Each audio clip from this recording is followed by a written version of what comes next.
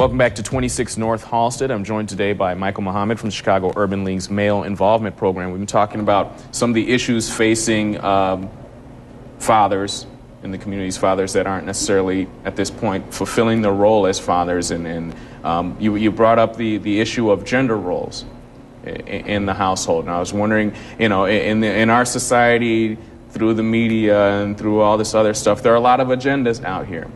And there are some people that feel that by simply stating that there is a male role and a female role, that you're subjugating one or the other to something that they may not want to be a part of. I was wondering if you could just go a little bit more into that. Sure.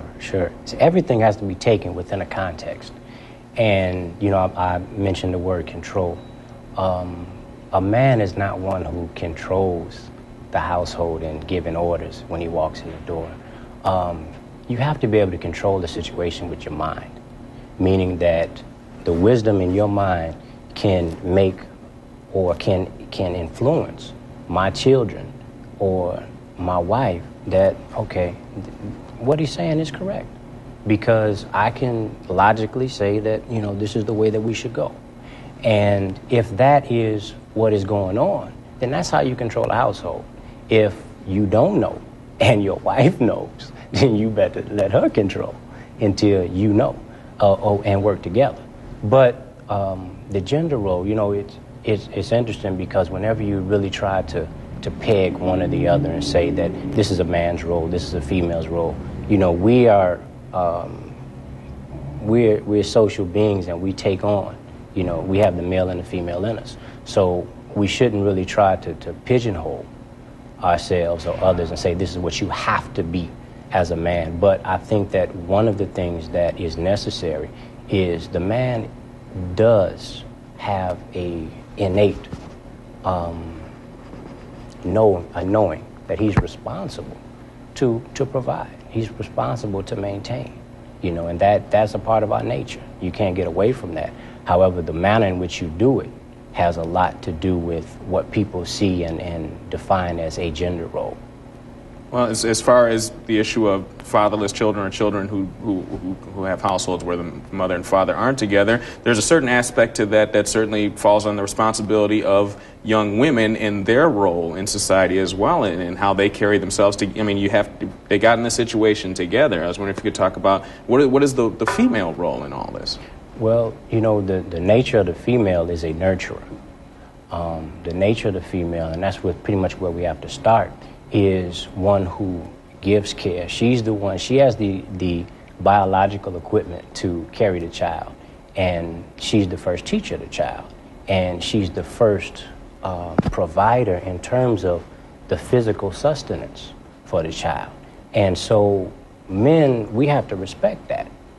And we have to look at that from the perspective of, since that is the role of her nature, then whatever has to be done to make sure that she can do that in relationship to my child, I take the responsibility of doing that. And common sense defines, those roles in that perspective. So it's not that the woman has to stay in the house and has to be subject to what the man says and this, that, and the other. What we're trying to get across to young men is that you have to take responsibility for what you create. Many of us have never been taught what a father is, and the fathers that we've had, we may have seen once or twice. Many of the brothers in the program say, I never met my father, or we don't have a good relationship. So they don't have someone to model their own behavior off of a positive thing. Exactly. They can't necessarily look to the Huxtables as their role model for how to behave.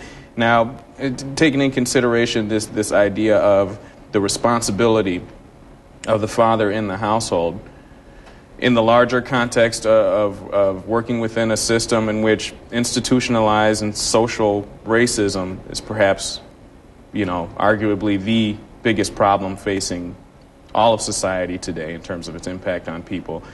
This is very emasculating. It takes away the power of the man and his ability to feel responsible. Does this play a large role in the reason why they don't take on the responsibility. Yes, it plays a huge role. When you ask what are the barriers, one of them, the miseducation.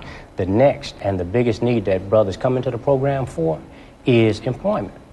And if we can't help them, direct them towards a means of finding employment so that I can take care of my household, so that I can, this emasculating feeling that I have because I'm not bringing some dollars in the household. And every time I come in, if I'm sitting down, if I'm on the phone, if I'm up, if or whatever, I'm being berated, it seems like, by my spouse, by my wife, by my baby's mother, because she knows that you're supposed to be out there and you're supposed to be bringing in some finance, some resources for this household.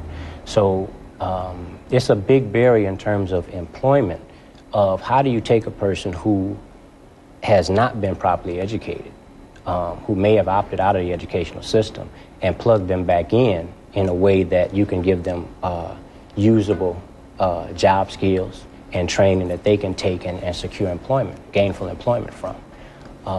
One of the issues that we're facing in relationship to that, the way that we deal with that, we have a GED class, because a lot of the brothers have opted out at some point of the educational process.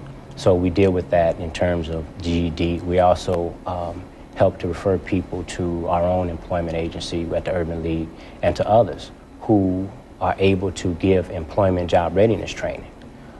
So those are things that we work on in terms of just getting over that barrier of employment. And that's pretty much the better scenario. Many of the brothers in our program are ex-offenders, or the term that's being applied today is ex-offender, people that have been incarcerated before, have committed some crime, been locked up. And it seems that once you become a quote-unquote ex-offender, you have an X on your forehead or X on your back.